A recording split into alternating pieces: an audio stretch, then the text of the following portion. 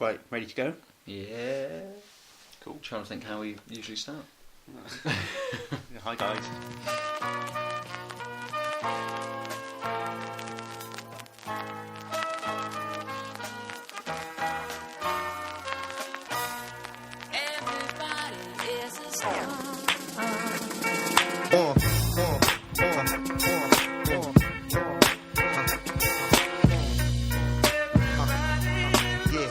Hi guys, welcome to Tanked Up.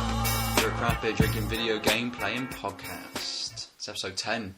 Double digits. Mm-hmm. We did it. We didn't say craft beer. No, I did not. No. Craft beer drinking podcast. Craft beer drinking video game playing. Exactly. Yeah. I've forgotten what the intro's like. Oh well. It's been a while. I'm Ben Nother. Yep. You are Alex Malpass. Yes, I am. As normal. How you guys doing? How are my guys How doing? Oh, fuck's sake. My guys are all good. Most of them anyway. I think. We've started well. Yeah, it's because Adol's not here. It is. It's thrown us off slightly. So he's gone back to Nova Scotia, wherever the fuck it is he comes from. Somewhere in Canada. Yeah. Yeah. So that's quieter. A lot quieter. Yeah. There's not going to be as many puns. It's not. Really random puns Adol thrown can feel in. free to add puns to the comments bit underneath on the YouTube if he wants to. It will. We'll get him to record some puns and just have an awful cut in the middle of what we're saying. Just insert a pun and then cut back to it. So, as with every week, we're going to be talking about stuff we've been playing. We're going to drink some excellent beers. And we thought we'd talk a little bit about the difficulty of gaming with our everyday lives. And whether sort of our gaming habits and things have changed over the years, whether the games we play have changed over the years. So we shall start off with a beer. Yeah, okay, cool. So we've got a couple of stouts, an IPA and whatever that... Oh, and another IPA, cool. 2 IPAs, 2 stouts. A red IPA, that one. Sweet. Well... the order of IPA business. And then red. Yeah. Yeah. So Signature Brew, Backstage IPA. So Signature Brew have something set up where they do some music and beer collaboration. So right. maybe I don't really know that much about it. I don't really get how that works. What do you like? Buy some tunes and you get a beer with it or something? I don't really get it. But they do anyway. Maybe they do it in collaboration with.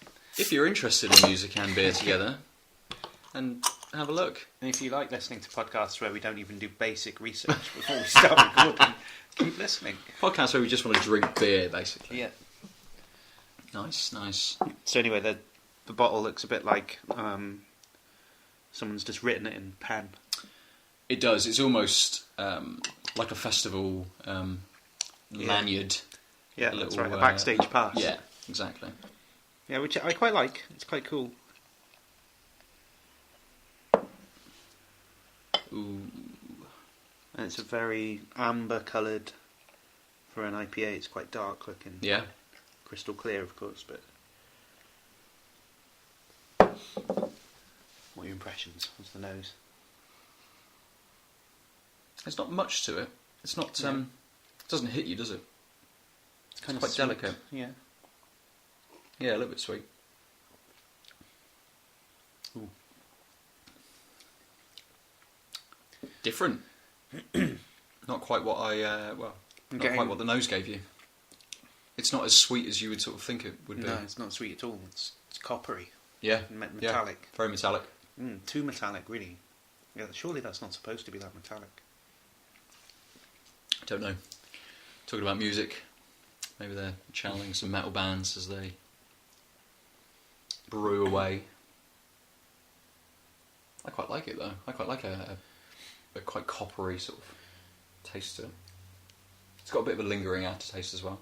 There's a fruit in the middle that I can't quite put my finger on. Could be lemon, could be orange, some citrusy fruit. Yeah, I'm getting that, but I can't quite. You say I can't put my finger on it either. That's all I'm getting out of this is copperiness and the little background of fruitiness. It's kind of not particularly bitter for an IPA. It's what you'd expect in terms of bitterness. It's kind of mid-range. It's interesting. I'm not a big fan of metallic tastes. No? No. I suppose it's... we've not had a signature brew before, have we? No, I don't think so. It's been the first one we've tried. It'd be interesting to see if some of the other beers that they have are a different sort of take on, on the what they're sort of proposing that they are. So this is quite a different kind of IPA with that sort of much more coppery, metallic-y sort of taste. Yeah, maybe. I like a fruity, sort of almost sweet IPA. Like Siren do a really, really nice one called Soundwave. Yeah, we've had that before. I think we had that a few weeks ago. Yeah, right. Yeah. That's a wonderful IPA.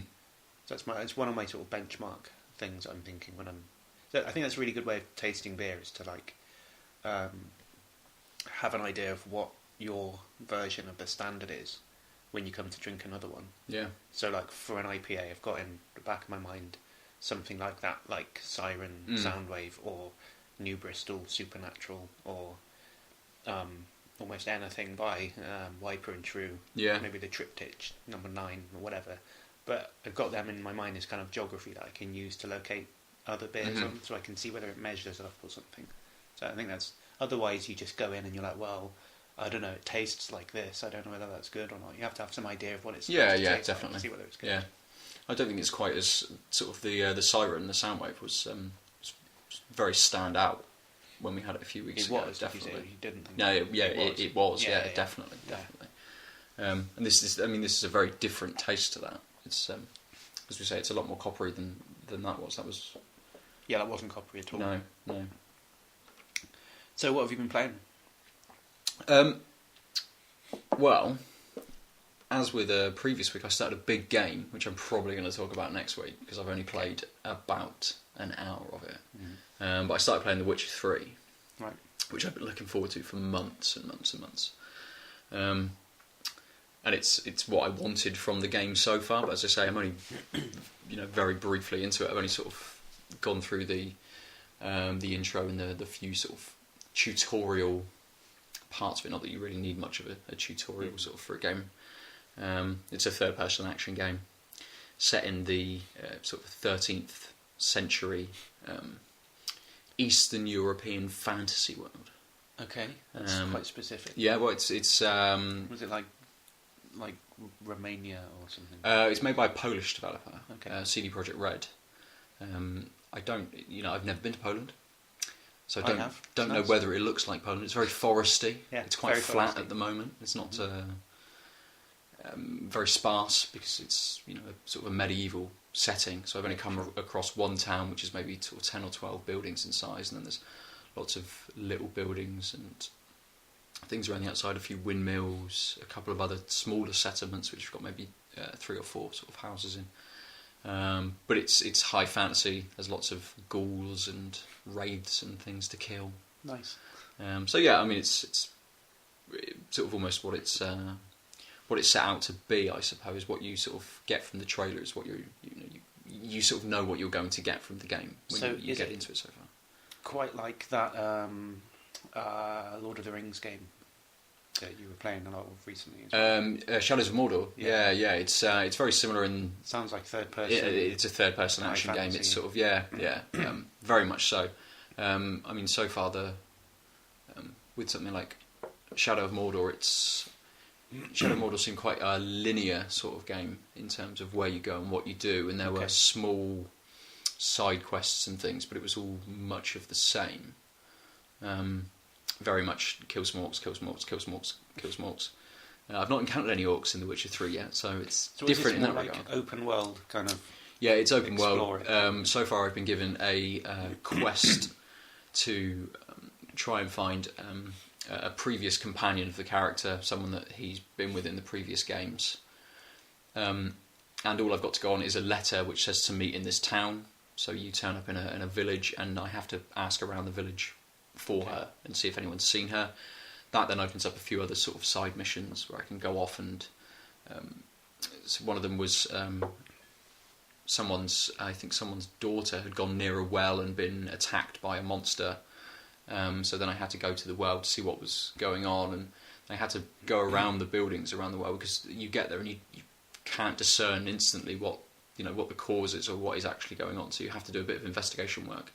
to walk around this small settlement, go through each of the buildings, look for what's going on, to try and decipher, a little bit of detective work. It sounds more like an RPG than... It is quite a big RPG, yeah. It's got a lot of... Shadow of Mordor as such was a little bit of an RPG. I didn't play much of that at all, but that struck me as more of a kind of... like you said, you just go kill some orcs, go somewhere else, kill some... It's like a fighting against an action game, I suppose specifically. Comparatively with other sort of action open world games, Shadow of Mordor was a bit more like the Batman games, whereas The Witcher is something more of like Skyrim or sort of one of the Oblivion games.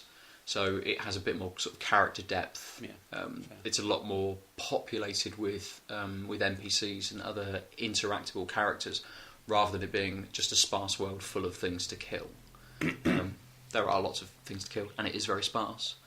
But when it is populated, so far, it's populated quite nicely with sort of very colourful characters as well. There's lots of swearing and basically being told to bugger off quite a lot. You're the character that you play as a Witcher, who is almost like a mutated human. So you have a special gift, which means that you're stronger, faster, better at doing shit. You've got sort of magic that you can cast, things like this, and you're almost seen as quite an outcast. So just the normal townsfolk don't really like you until you start helping them out. Right. And doing stuff for you. Yeah, okay. That might not change they might not change their view on you. They might just throw some coins at you for completing the task that they want you to complete. That's much like going to work. Exactly. I suppose that is his job. He is a Witcher. He goes around and he kills monsters for money. Yeah, it's just like my job, except I send emails to people instead of kill monsters. But they throw money at you. They don't really like me, and they throw money at me, and that's just appears out of the screen just at your face. It's only once a month they throw the money at me. But yeah, it's basically pretty close to my pay, generally. Do you get to ride a horse? There's lots of horse riding in the Witcher. No, I cycle in though. That's a bit like a horse. Similar? Yeah. I'm on it and it's moving, so... It's not alive though. Some of the people are a bit like orcs and ghouls and wraiths and things. The people you pass on the way in. Yeah. Some of my colleagues, my fellow work colleagues. Some of them are humans as well, isn't it? They're all orcs. So it's quite close actually. You can see the similarities with life. Nice. But I have more of an impression of what the game has to offer. Whether it's more of the same, whether it's going to be the same formula repeated, because it's. I think it's been reported that it's between something. If you delve into it and you go through a lot of the storyline and do all of the sort of side quests and contracts, and you really get into sort of exploring the world. People are saying it's between sort of 120 to 200 hours worth of game, so it's huge. It's sort of the game Pillars of Eternity that I was playing. It's that sort of size of game really, which is completely different to the other games that I've played in the last sort of couple of weeks, and it's something that I think it was the big game that I've been looking forward to for a while, and it's the game that I will play almost over the summer, I would imagine. I don't think there's much else coming out that I'm going to really pick up and get into. There's a new Batman game coming out, which I think is going to be more of the same of Batman, which the previous Batman games, Arkham Asylum and Arkham City, I enjoyed, but if it's a bit more of that, then I might not sort of delve into it. Whereas The Witcher, even though this is the third game, the previous two were Xbox and PC exclusives, and I'd never picked it up. I've never had an Xbox, and I didn't pick it up when it was on PC because I don't play a lot of action games and things on PC. Yeah. So it's not something that I would have looked into, and I think for me it's a new IP. It's a completely new game. It's a completely new story. It's new characters. It's a new world. So it's interesting in that sort of sense as well. So I think it's something that hopefully I can play it all the way through and complete it. Whether I'll delve into everything it has to offer will be a different story. But 200 hours is, what is that then, 10 days straight, roughly? Yeah. In that ballpark anyway. It is. It's not that long. I mean, I've certainly given more time to the other games in the past. Yeah, but you don't have to play them really over like 10 days. You don't play them even something like that. You don't even play over 20 days, do you? You play it over if you're putting 200 hours into a game, you're probably playing it over a month or 2 months. Oh yeah, yeah. And getting in small sessions here definitely, or there. A couple of hours each. Yeah. So, I mean, it's good so far. But as I say, I've only played an hour and a half. So yeah. You don't have to play all 200 hours of it. I mean, no, very true. But I think it's a game that if the story opens up, once I get into the story, if I'm invested in the main storyline, then I'll see it through. But yes, we shall see. I shall report back more next week. Cool. Because if it is that big, it may be the only thing I've played when we come back next week. Nice. I think you should finish up your... Yeah. It's all this chatting. So should we have the red IPA next? Mm-hmm. Is it a red IPA or is it a rye? It is a red IPA. No, the Siren. Oh, yeah. The Liquid Mistress? Liquid Mistress is kind of a funky name. It's a nice looking bottle as well. I quite like Siren bottles. Yeah, the Siren bottles are good. They're understated. It's always a similar theme as well. It's always this the Siren character. Yeah. Different poses surrounded by different things. Yeah, I'm up for this. I've got good... I like Siren. They're one of my favourite breweries. We haven't really been wowed with the red IPAs that we've had recently. No. We had the Flame. Yeah, that's true. And we had another red IPA. Was Flame a red 2 IPA? weeks ago? Wasn't it? Yeah, Flame was. We didn't have one last week when we were at a beer emporium. But I'm sure we had another... Buxton Hightor red IPA. Mm. Which you'd have to go back to a couple of episodes ago to know what we were talking about, because I don't remember. Yeah, well, that stands out then on its own, because Yeah. it's just one of those beers we had. But I do actually have a vague recollection of it not being so special, because we had the Buxton episode, didn't we? Yeah. That was up, that week. And I seem to remember only really one of them being great, and the rest of them were like... Yeah, Nth Cloud, I think that was the double IPA. Yeah, which, yeah. That was nice. I seem to remember that all three of us... yeah, it was a solid... Yeah. The type of IPA that I want to drink. That one was, I seem to remember. So let's hope this can live up to that. I mean, I think there's a kind of trend these days to make black IPAs, red IPAs. Admittedly, those are the only two colours. But then you get your rye PAs, it's like a rye IPA kind of thing, double IPA. So obviously everyone likes their pale ales. It's like the most sort of common beer style. But, that's what's got the most. Is that the beer style that's got the most variation of as well? No, there's no reason why it should be more varied. I mean, pale ales are defined by the hops, more or less. So it's just one ingredient that you could focus on rather than the others. I mean, so other styles are more characterised by the malt or the yeast. So like a wheat beer, for instance, is like you're using hops that don't really have very much to them at all, noble hops, and then like as pale malts as you can find. Right. And then it's all about keeping those flavours in the background and letting the yeast come to the fore, and that's where the kind of banana-y, clovey flavour kind of comes from. Whereas in a pale ale, the yeast will be doing something, but it's mainly about keeping those two things in the background and putting the hops forward. Pushing the hops forward. Or in like a sort of more traditional, like a bitter or a brown ale or something, or like the Dunkel that we had. Yeah. There it would be more about the malt grain going on. So it would be different types of so sort of or whatever that the different beer styles are all about pushing it or bringing a different ingredient to the front, not just not just a different kind of hop as such, but a different element of the. And like in the way that a meal or something might focus on a particular thing that you're having. I don't know. You might have a potato curry or a chicken curry or something. It's focusing on the different ones where like the sauce is the main thing. When in a tikka, it's not really the sauce. It's more about like the kind of just the seasoning, and then it's just cooked nicely or something. I don't know. It's Yeah. not a great. I know what analogy, in fairness, but I know what you're talking about. Yeah, you don't have to. It's not like you should see all beer styles as just focusing on one of those three, but often they do. Okay. I mean, like a good beer might be taking different elements from each and blending them quite nicely. So actually, quite a lot of lagers are quite hoppy.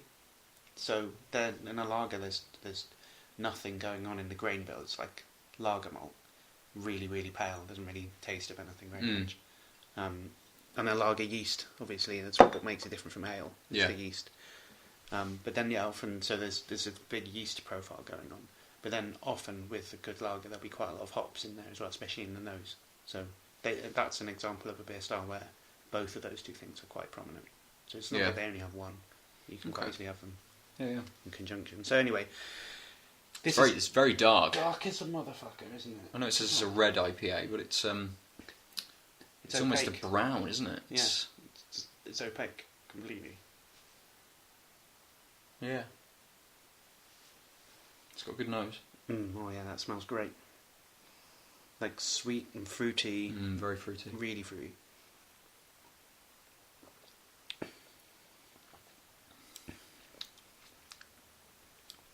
So I'm trying to think back of the other red IPAs we had to see if I can compare it to those, but it's not as zany as Flame was. No. We didn't even know how to describe Flame. Yeah, I think it's a bit more balanced than that. It's got a good flavour, but it doesn't sort of linger very much. It doesn't have a massive aftertaste, although there is something there that just sits quite nicely. Yeah, it's a good beer. It's got like that like punchy hoppiness at the beginning, and then there's a little bit of because the darkness in the beer is coming from that like dark malt that gets put in there, so you can sort of get that. I guess it's that type of flavour that you can taste in a Guinness, where it's almost like the depths of the bitterness or something, where you can. It's like tangible kind of sense of. I mean, I don't know how to describe it, but it's a flavour where you go like, oh yeah, that's that flavour, and you can sort of take that from that experience and then apply it again to other similar types of. So really dark beers normally have that going on in there. So I guess it's probably chocolate malt or something really, really dark. So that's in the background as well. Yeah. So it's not really red. I don't know why they call this red. No, I don't know. I don't know why the other two were. What makes it a red IPA? Whether it's whether it's purely on colour, because this isn't really red. Yeah. I seem to remember the Flame was quite. It's light. Sort of had it did have that red tint to it. I mean, there is a little bit of red. There's a bit of red around the edges, kind of thing. Yeah. I suppose because it's so opaque, you can't get it much. But when you sort of catch it in the light, in the glass, you do get a little. You do get a little bit of red. So there's a fine line between a red IPA and a black IPA. I think it's just that round the edges very slightly. Yeah. But it's a good beer. I like it. Yeah. Enjoying this. It's good. So what have you been playing, man? Not very much out of the ordinary. I played quite a good Flash Tanks game at work today when I should have been working. I was just like, I'm just going to play some games for a bit. In between emails. Yeah. So Flash games have come. I haven't played a Flash game for, I don't know, probably, like, I sat down and Googled Flash games. Yeah. I mean, I'd like that type of, I need to just kill 10 minutes doing something completely pointless.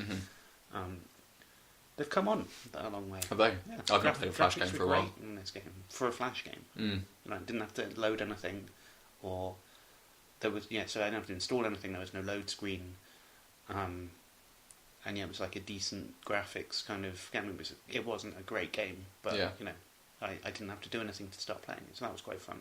Nice. What did you have to do in it? Just drive around, pick up power ups, shoot other tanks. Okay. There wasn't much else. Yeah. There was no character development. Is it a little top down? Or It was third kind person of, sort of. Yeah, I guess it was more like third person, so isometric-y kind of view. And I can't remember what it's called. Maybe if I don't know. Google flash games and then pick the first one that has a picture of a tank on whatever the top website was on Google, and that'll be the same game. You find out it's called Tanked Up. Stolen the name. If it was called Tanked Up, I'd probably email them and be like, "Yo, we do this thing. Why don't we?" And I played your game. Yeah. Actually, what could they do then? They could send me a free copy of your already free. Yeah. No, so it's been quite busy recently, so I haven't had much time to kick back and get into loads of different things. I've been hitting zombies a bit when I've been trying to relax. So my friend recently got, it's a mate of mine with an Xbox, renewed his 360, so his, what do you call it, Xbox Live? Xbox Live, yeah. So, and he's big into zombies, so occasionally I get these texts that just says "zombs?" and it's like, all right then, yeah, let's do a bit of zombies for a while then. Which is this on the first Black Ops? On Black Ops, yeah. I'm playing Derisa, which is classic zombies. So I think it's on. Geez, what came before Black Ops? Was it Modern Warfare 2? No, yeah, but because it's two kind of sub companies, isn't it, that took it in turns. They do, yeah. There's three of them that take it in turns. Right, but Infinity Ward, Sledgehammer, and Treyarch. Oh yeah. And Treyarch made Black Ops, I believe. Right. Okay, but so before Black Ops, it was Modern Warfare 2. Yeah. And then before that, it was World at War. Right. So World at War had the first zombies. Yes. Yeah. But there were 4 levels, were there? I can't remember. I just remember from World at War. The one that I played a lot was just in a house. Yeah, that was the first one. Yeah. But was that like Yeah, okay, the house one. I'm getting confused now. I thought the house one was when you completed Modern Warfare. No, that's when you completed World. Yeah, that was when you completed World at War. See, I don't think I completed World at War. Really? I don't think I played it enough to complete. Okay. I never play the one-player games on these things, but I remember completing it once. At another job that I used to have, my friend set up the Xbox in the back room of a shop that we worked in, and when there was no one in there, we would just play Xbox in the back, but there was no internet in there, so we could only play one-on-one, fighting each other, which is good, but after a while it's like you can see where I am on the split screen. So you start to learn the maps a little bit, and you know exactly where your opponent is. Yeah. And then so I think we completed the one-player game and played the zombies for the first time without knowing that it was going to come on. Yeah, that's right. It just sort of kicks in at the end, doesn't it? Actually, what was happening? So we were both the store managers. Each of us two were. Like, job shared it, and so we had like 3 employees or something, and we'd spent the day shift not really doing anything very much because hardly anyone came in, and we were getting through Call of Duty in the back room basically, and then we had decided that we would definitely pack up the Xbox before the girl who was coming in to do the evening shift got there. Otherwise, she would see us playing computer games, and it would undermine our credibility as the managers of the store and her bosses, essentially. So we completed it about 10 minutes before she was supposed to get there, or 5 minutes before she was supposed to get there, something like that. And then, like, I went and served someone who came in, and then I came back in, and the credits had finished, and then I was like about to switch it off, and then zombies started, and we'd never seen it before. I didn't know there was a zombies mini game at the end, and so all of a sudden it was like, what, I'm in a house, I'm playing, this is like a bonus level or something, and then it was like, oh my god, there's a zombie ripping open a window, what the fuck, I'm going to try and kill it, and then, so we were both just sat there like, whoa, oh my god, played it for another 10 minutes, and then she just sort of, I remember turning around and seeing this girl standing in the doorway looking at us like, it was suddenly like, oh, you're looking at me like my mum would do if I had promised to clean my room and had been caught not cleaning You're meant to be working. Yeah, that's right. So we were just like, yeah, you go outside and, I don't know, serve someone, or we're just finishing this important game. Research. Yeah. I mean, it's such a simple thing to do, just to put in an extra level at the end of a game. Yeah. Which is, all exactly the same mechanics, but just change the enemies into shambling zombies, and it's spawned a completely new game mode, but it spawned an extra game mode that's then packaged in almost with every other iteration of Call of Duty, Yeah, and something that a lot of people really got into and really play as well. Yeah, yeah. I mean, Black Ops is a great game. The multiplayer on Black Ops is great anyway. Yeah, yeah. The one player not so much, but Zombies is like up there with the online play. Yeah, so just yeah, as good, I think. definitely. Just gives it that little bit more depth as well, doesn't it? And I mean, something like Zombies is, even though Black Ops introduced split screen multiplayer to be able to play online with an extra person, sort of, I suppose Zombies just gave you that, that couch co-op sort of experience as well, something that the Call of Duty didn't have. You had your single player campaign, you had your online multiplayer, very single player or single player in your own vicinity sort of experiences, and this just opened it up to something extra where you can just get together with them, even if there's only two of you running around a level, sort of side by side, doing it. Okay, yeah, you can play it online as well, and experience it the same as you would experience sort of the other elements of the game. But it just adds a little bit more depth and adds something else to get you involved in it. Yeah, and kind of making me want to play a game of it now. Yeah, but I know the other. So the Zombies is in every other version, and then in the Modern Warfares, which don't have zombies, they have like a survival mode, which I quite like. I quite enjoyed I know it's almost like a wave after wave of enemies that get harder and progressively harder each time. Whether there's more enemies or a different kind of harder enemy, or a helicopter will suddenly come in or something. Yeah, and they had ones where it wasn't just enemies, but it was juggernauts or something. Yeah. Yeah, I played that a couple of times. It was okay. It's just, I don't know, it's not as good as the Zombies. Like, I mean, maybe I'm wrong, but I thought in the survival modes you can win. Like, you can just, there's only so many waves, like 15 or something. I don't know. I think it's Modern Warfare 2 that I played the most of that on, and I think on one of the levels we'd worked out exactly where to hold up, where to put our sentry guns, where to to run when the helicopters came, and all this sort of stuff. And I think we got up to something like wave 32, 33, really? Something like that. And I don't know whether there is a limit, but it didn't seem like it was letting up. And suddenly, like, wave 32 was 3 juggernauts, a bunch of dogs, and a load of people. And just like, wow, we're done, aren't we? This is it. That's what I really like about the Zombies, is the way that they made it like really bleak in that you can't win. Like, it's just, the zombies are going to get you. They definitely are. And it sort of means it like has this like build-up kind of element to it, where you can play it for ages, and you can get yourself settled into a routine, and you know where you are, and you've got your souped-up guns and whatever. But sooner or later, something's going to go wrong. And someone's going to fuck up trying to go for a power-up or something, and then they get out of position. And find the box. And then, exactly. Some shit like that's definitely going to happen. No matter how good you are at playing it, you are going to die, and they are going to overrun you. And then you've got that, like, sometimes it can be 40 minutes or an hour and a half or something of like calmly annihilating zombies for ages and ages and ages. And then there's like 5 minutes of sheer panic and quickly throw a monkey. Quickly. Someone goes down, you get them up, you go down, they get you up, you run away for it to all happen again. That's right. Yeah, I really like that. Nice. And it sort of reflects the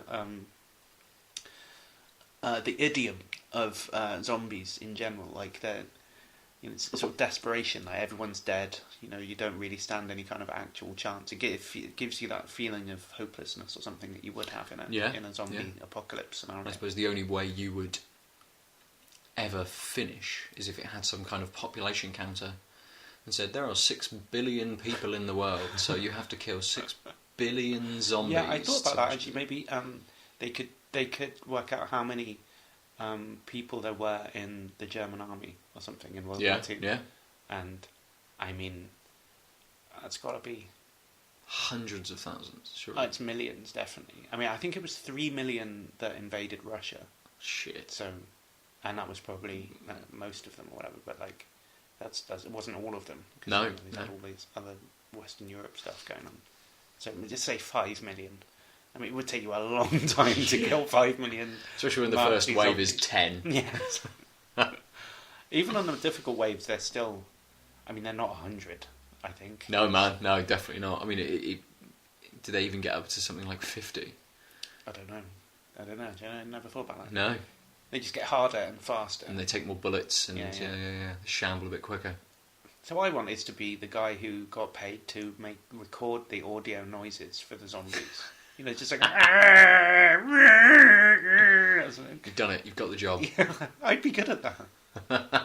I'd be better than Just sit in a emails recording all booth day. for 5 minutes. Yeah, And they're like, exactly. you're done. And then every time a zombie makes one of those noises, he gets a little bit of the royalties to go to him. A tenth of a penny. Yeah, exactly. But that's fine, because if you get up to level 38, that's hundreds and hundreds. That's how it's measured. Yeah. The genius of the game. You'd always have to play online, otherwise you'd never get paid.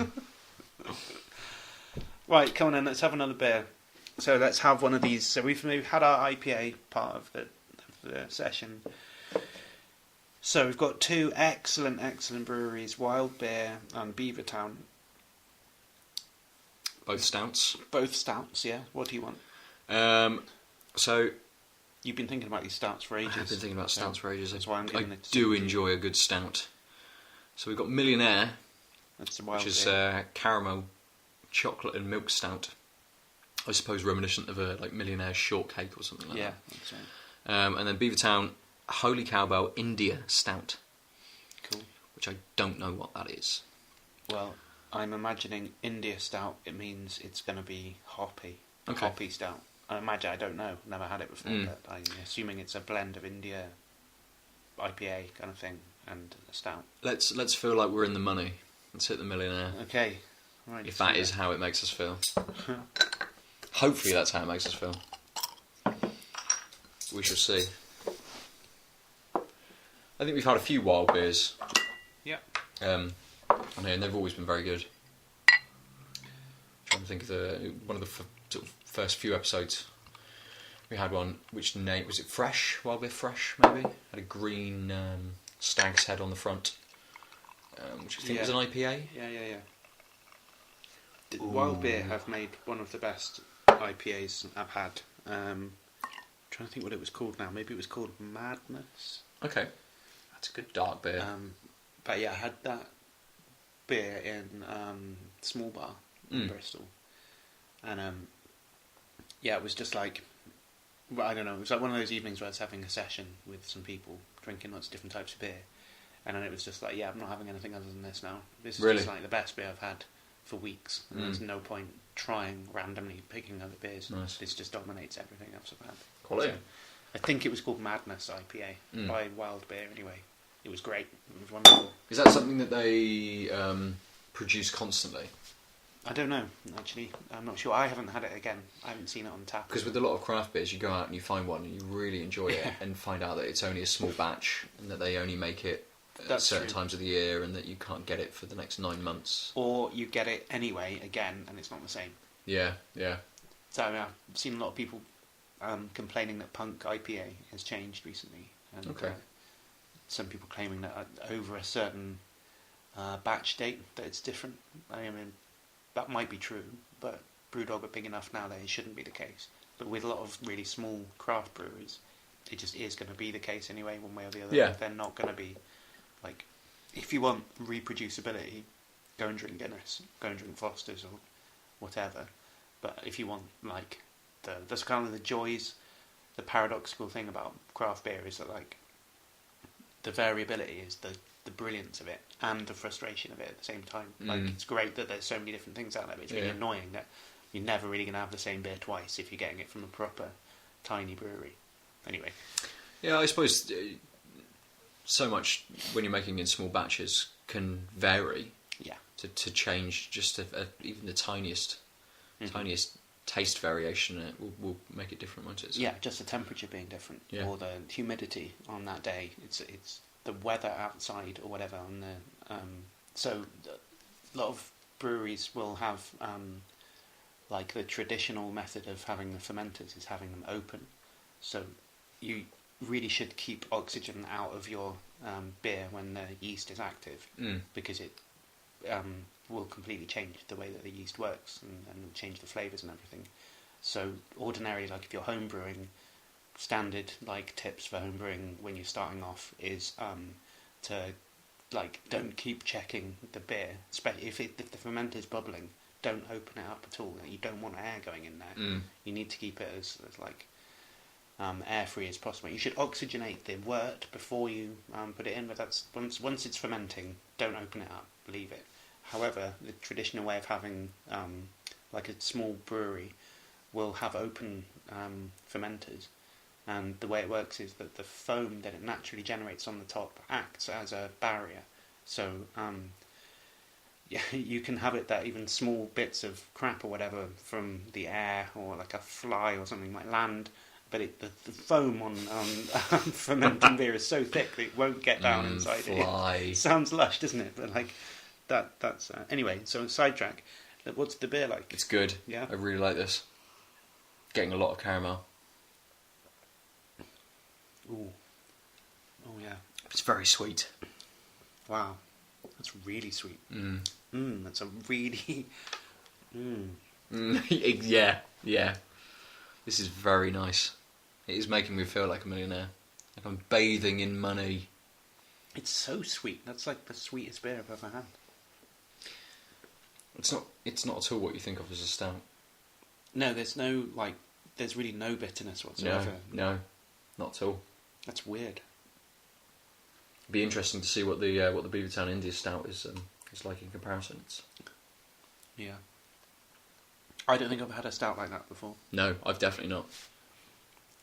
I mean, it still tastes like a stout. Like it's still got that. I don't know how to describe the taste, but So it's something like a stout. You've almost got quite a heavy, not flavour to it, I suppose. It's just a heavy feeling with it. It's sort of the mouthfeel. Yeah. It's it is literally thicker than a pale ale or something. Like there's more stuff in there. Yeah, but that is good. It's a great beer. It doesn't linger too long either. No. Sort of does its job and goes, but just gives that little bit of, you've just got the tiny sweetness left at the end. I know it says it's salted caramel, but I can't. Yeah, no, I'm getting that though. Yeah? Yeah, definitely. I'm not sure whether I can distinguish between, sat here now, whether I can distinguish between the flavour of salted caramel versus caramel, really. Well, the saltedness is on like the tip of your tongue, rather than the sweetness being kind of on the back and the sides. Yeah. So I don't know. Yeah, no, I see what you mean. Yeah, you don't quite get that. Yeah, the sweetness is very much at the back. Oh, but that is good. That's a good really beer. good, yeah. So it tastes like a luxurious product, like Yeah. I don't know, Harrods or something. You're getting some like luxury thing for rich people, for millionaires. Yeah. Yeah. Nice. Well done. They've done very well with that. Yeah, excellent. So the topic for this evening? Yeah. The difficulty of gaming. The difficulty of gaming, yeah, true. How difficult we find it to fit gaming in our busy, hectic, everyday lives. How difficult we find it to fit podcasting in our busy, hectic Yeah, that's true. lives. And I suppose really it's more as you've grown older, as you've been, become more busy. That makes no sense. As you've become busier, whether your gaming habits have changed, whether the amount of time you spend on gaming has changed. Well, yeah. So I mean, obviously, when I was undergraduate, say at uni, quite a lot more time to play games.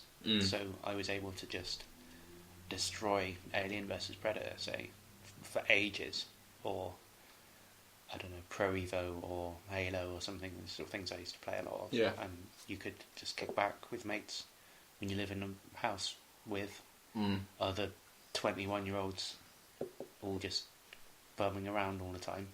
Then yeah, you can kick back and play games. It's not like that when you've got a full-time job, unfortunately. Yeah, very true. But do you think that the kind of games that you play has changed as well?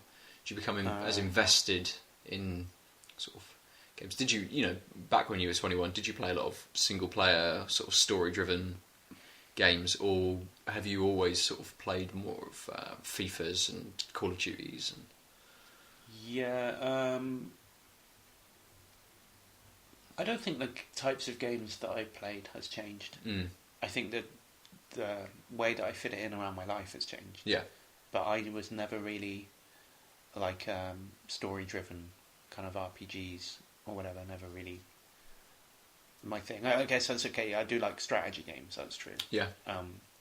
But then just for as much time that you sit there playing with mates or whatever, there's probably just as much time where I was sat in my room when everyone else has gone to sleep, sitting there playing Civ or something anyway. So, I don't think I play different games. I don't think I've matured in that way.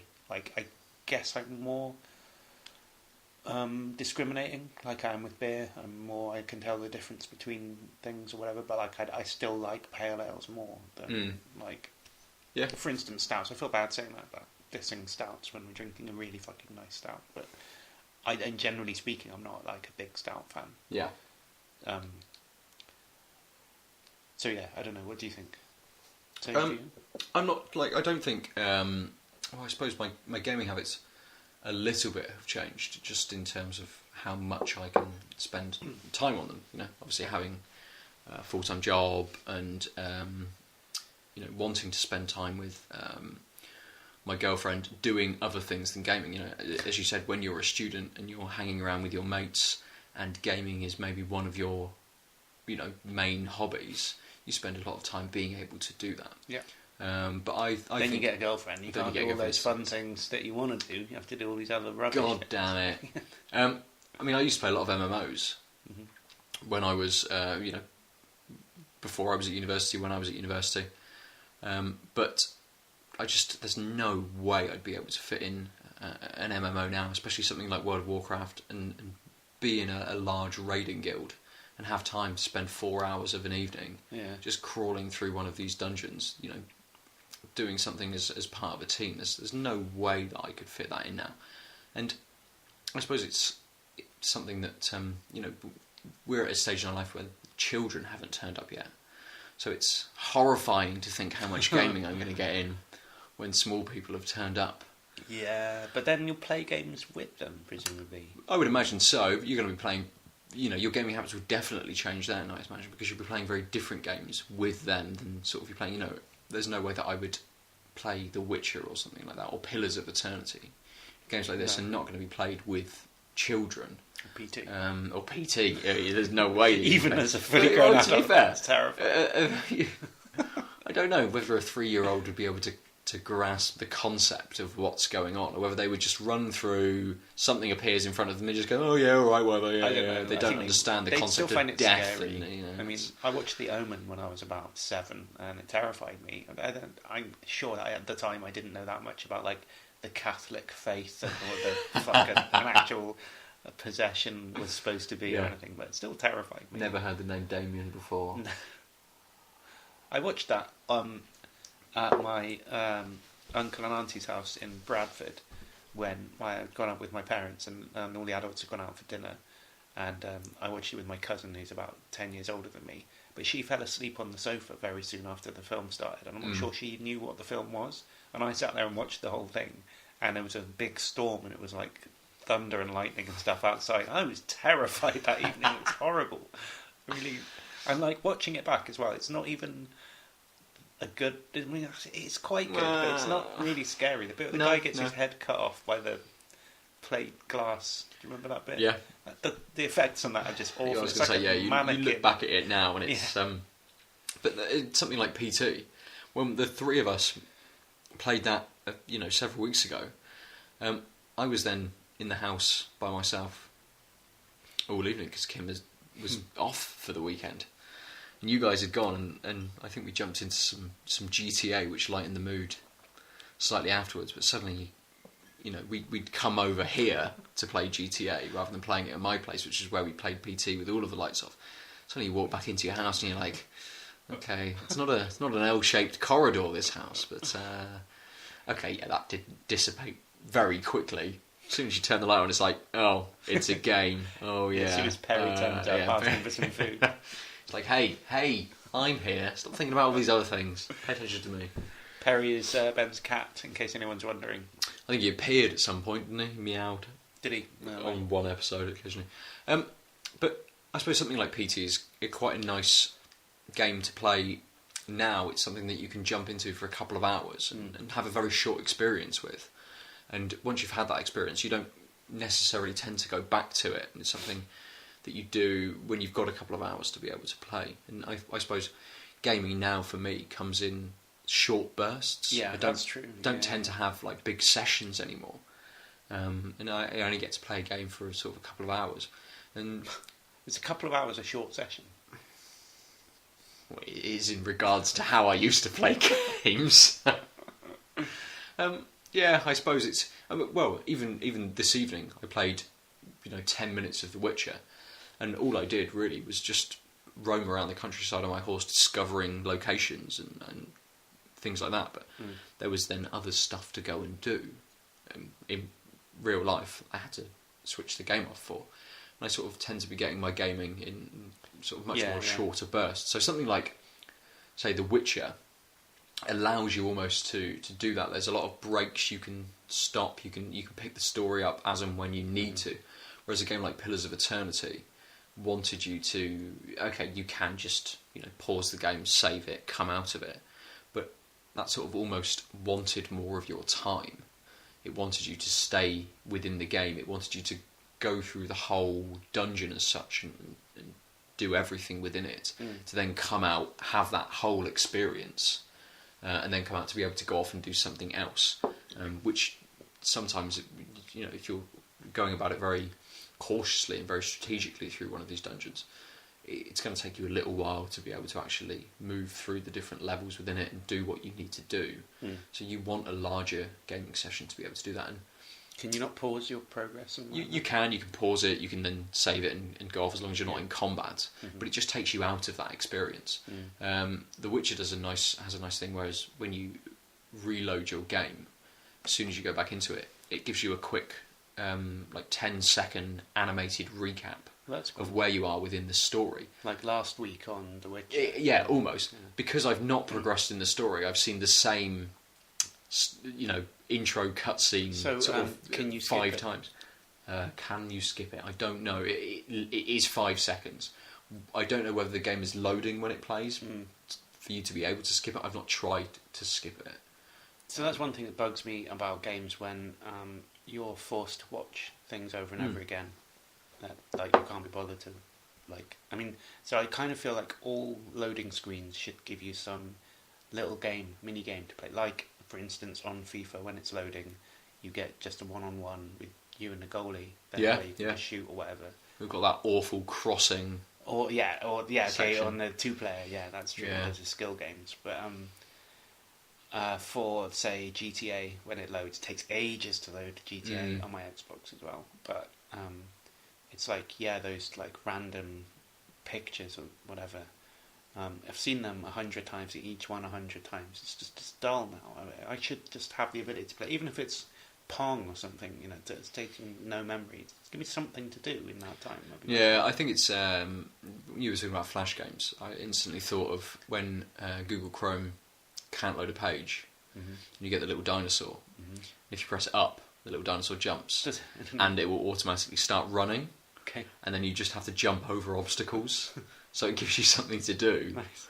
When rather than you just being frustrated and not being able to load the page and have to go back into it, it gives you something slightly to do. To think, for 10 seconds I'll just do this, and then I'll try and reload the page. Yeah, you sort of.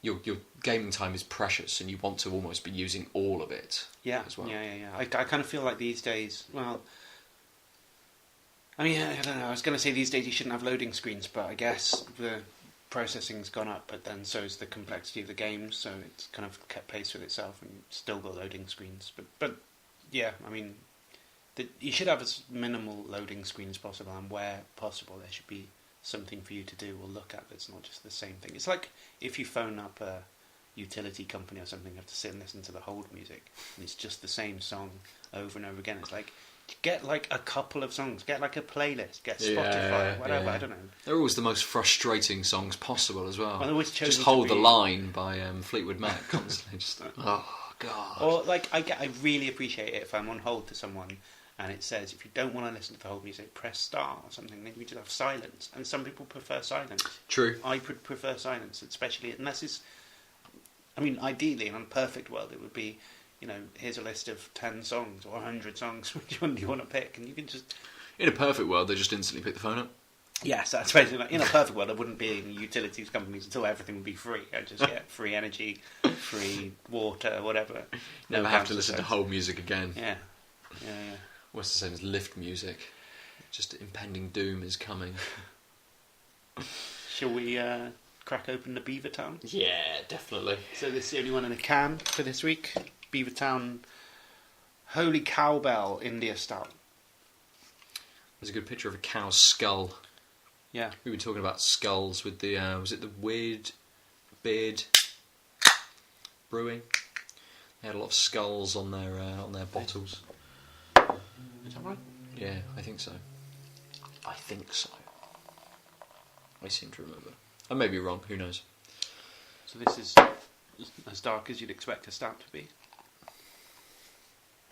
It's got something to live up to. It's not going to be the same beer at all. It's going to be completely different. Yeah. But we shall have a look. Oops, a little spillage. All right, so it smells like a IPA. It does. It's hoppy. It's very hoppy. That's what I predicted it would be, given the subtle clue of India. Yeah. Stout.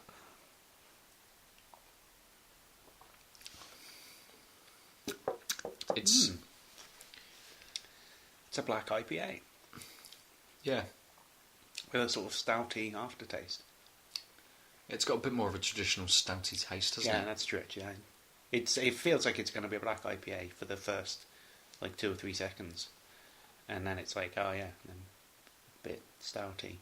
But actually, then the finish is all hops. It seems to me. No, that's not quite right. Actually, it's a bit, but it's a complex flavour. It's a complex flavour. It is. It is definitely. But it is essentially what you'd get if you smushed an IPA with a stout, which is exactly what you'd expect. Yeah, definitely. It's nice. It's good. It is good. It's I suppose it's not quite right trying to compare something like the Wild Beer Millionaire to this, because they are very different drinks. Yeah, even though they're both craft ale stouts, they're very, very different. Mm. So, Miller bought Meantime. They did. Craft. SABMiller. I don't know what the Sab is. I don't know. Fuck knows. But they're the producer of Miller Lite, which is possibly the worst beer in the entire world. And Foster's. And Foster's, that's true.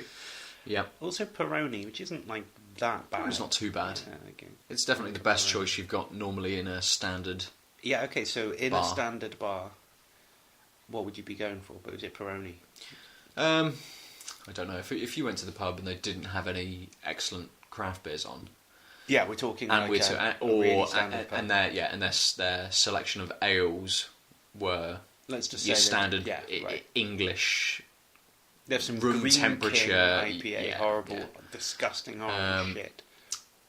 I suppose Peroni, Birra Moretti, which is an Italian one, which is quite nice. I drink an Amstel. Amstel's not bad. Or sometimes I'll drink a Red Stripe if I'm in the mood. Yeah. If push comes to shove, a San Miguel's not bad. Yeah, I guess. Or a Tyskie. Oh yeah. That's Is that drinkable. Polish? Yeah. And they have the bottles have wrinkle kind of bottle caps. Okay. So you can open them wherever. Oh, nice. So when I was describing the thing about Nazi zombies before in the shop, it was an off license. Yeah. So that would be the one where you'd be like, oh, just chuck £1 in the till, scan through a drink at the end of the shift or whatever, and it would always be a Tyskie because you could just open it up. And have it sitting in the back room. It's good shit.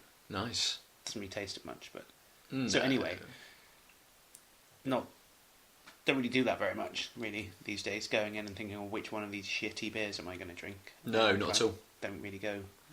I mean, we're quite lucky in Bristol because a lot of places you go will have like a gem or something of a similar. You've got an ale which is of a similar sort of par as that. Yeah, so there's always something quite good to be able to drink. Yeah. Well, I don't know. That may be just because we're going to places in particular where possibly.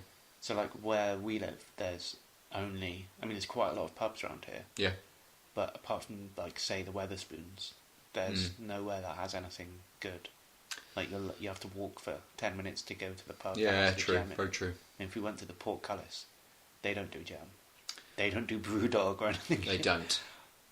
But I think they probably do Red Stripe. They may. I mean, I suppose my go-to drink, if there's nothing on offer, is a Guinness.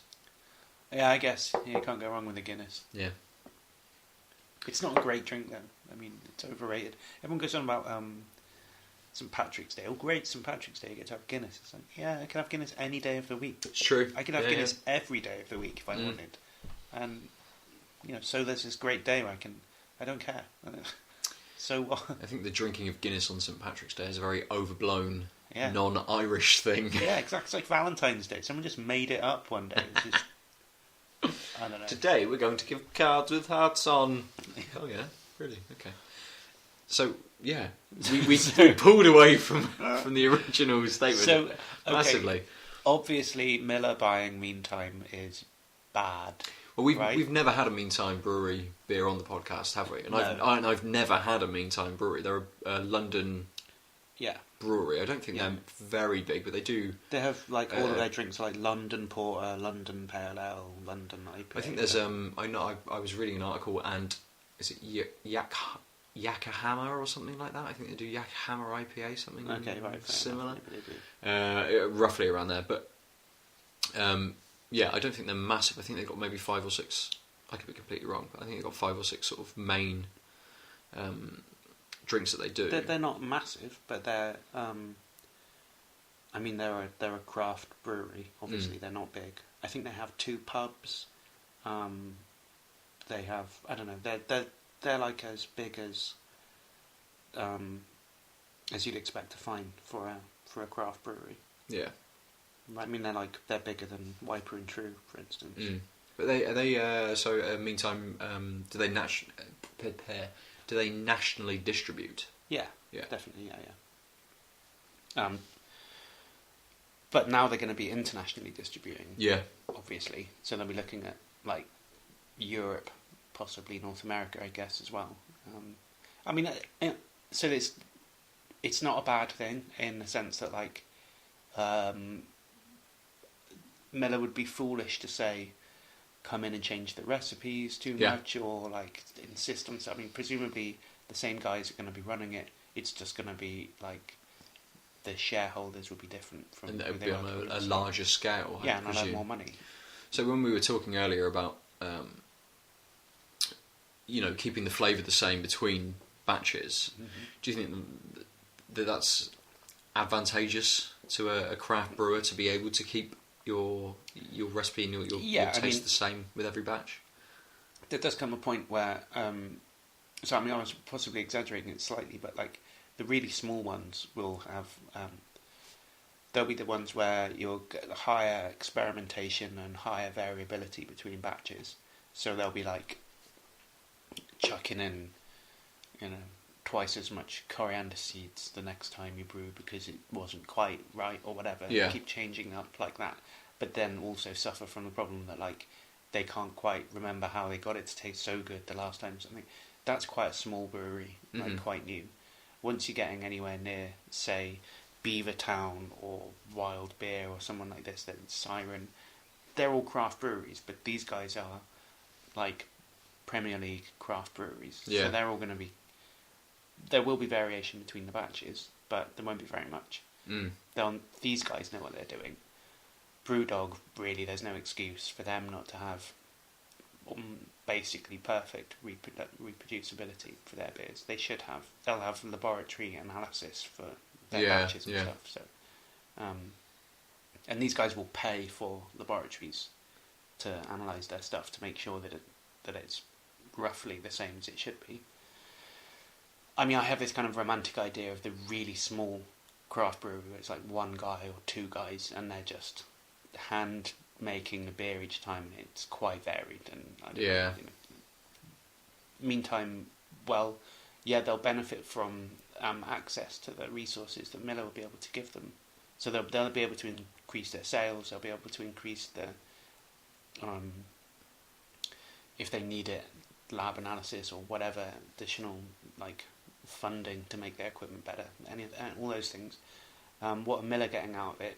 I think they're getting the credibility of someone in the British craft scene, which has increased loads in the last 5 years. It is very big. Yeah. So they want to have a foothold in that market. Mm. Gives them credibility. It makes them seem more like, less like the shitty, soulless corporation that they are. I mean, so it's like, I don't know, if your favourite punk band signs with a really big record label or something, you're kind of compromised because on the one hand you want them to be like an indie band. So the essence of a punk band is that they're very independent, very out on their own to do things. And you don't want their music to change because now they're trying to appeal to a wider audience or something. Yeah, trying to make money rather than doing it for the music as such. But then again, they're just being successful, aren't they? So I mean, like, what's the point of making beer? On the one hand, it is to make beer and just to like love beer, but you shouldn't have to. Like, true, I suppose it's the way of going about it, though, isn't it? You've got either the idea that someone buys you out and invest within your company to be able to, brew more, to be able to have a wider reach, or you go with someone like Camden Town, who did a big Kickstarter. Mm-hmm. So it's massively funded by people who enjoy their beer. Mm-hmm. So they can then increase because they've got a big investment from people in a very sort of different way, really. But they'll then, I assume, when Camden had the big Kickstarter campaign and got all of this backing, that they then increased their, batch sizes and things like that. Whether it had much of an effect rather than just a bit more of a wider reach, being able to distribute a bit larger. Whether you're, as you were saying, with something like Miller, you're beholden to the shareholders then. Yeah, in a way, but the shareholders would be stupid to try and tell a successful brewery how to do it. Yeah. And they don't want to buy them up. I mean, they're not competition. Miller don't have to worry about Meantime encroaching on their sales or anything. It's not a problem. So, they're not trying to squash them and tell them what to do. Yeah. If they've got any sense at all, they'll let them get on with what they're already doing and just help them push that out to a wider market in order for everyone to make money. That must be the business plan. Yeah. They'll be idiots if the shareholders are coming. It's like you sign your punk band to some big record label, and then all of a sudden, then they're getting given songs that they have to sing or something. Yeah, that would be change the foolish. image. Or what's the point of signing a band if you're going to not let them do what they do? That must be high. So I guess it is bad in the sense because it's like they're selling out, man, and the suits have got in on this cool kind of broken into the craft beer scene. Yeah. And such. But then again, I mean, I can't imagine it actually compromising too much what they're doing.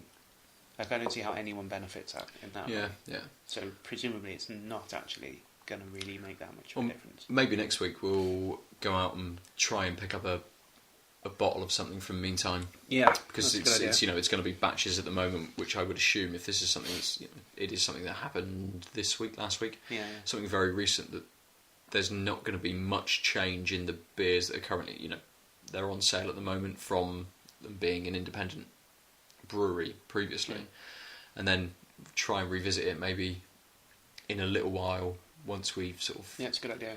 See whether there is much difference between it or not. Yeah, cool. See what that'll be. So my bet is that it probably won't be that much difference. Fair.